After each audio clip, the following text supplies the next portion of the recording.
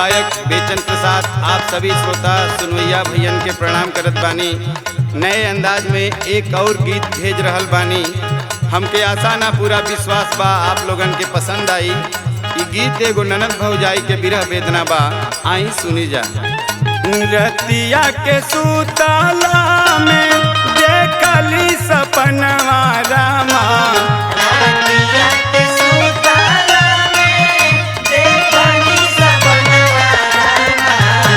रतिया के सुतला में देखली सपनवा रामा, मन कर जैती रे भौजी, मन कर जैती रे भौजी, पिया के अंगनवा रामा, मन कर जैती रे भौजी, पिया के अंगनवा रामा।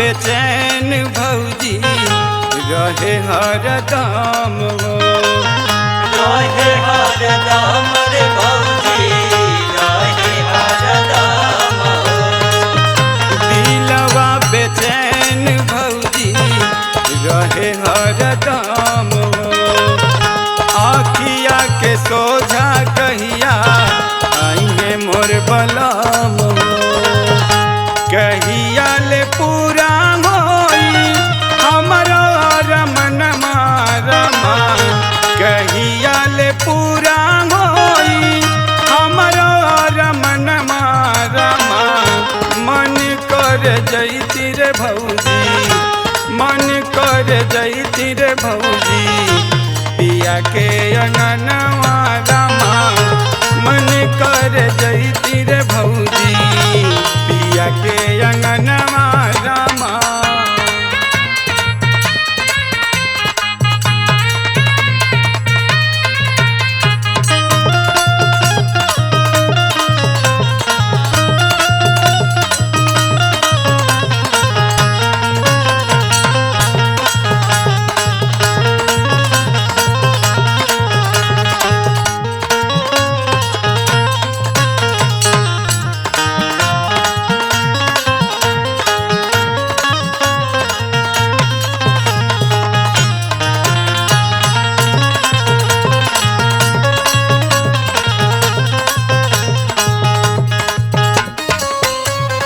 गइल बियाह सभा सखी सलेहर के, सखी सलेहर के, सखी सलेहर के, हो गइल बियाह सभा सखी सलेहर के, कहिया ले सुख मिली भौजी रे मेहर के, बेचन प्रसाद प्रदीप दिल के धड़कनवा रामा, बेचन प्रसाद प्रदीप दिल के धड़कनवा रामा, मन कर जैती रे भौजी, मन कर जैती रे भौजी, पिया के अंगनवा रामा, मन कर जैती रे भौजी, पिया के अंगनवा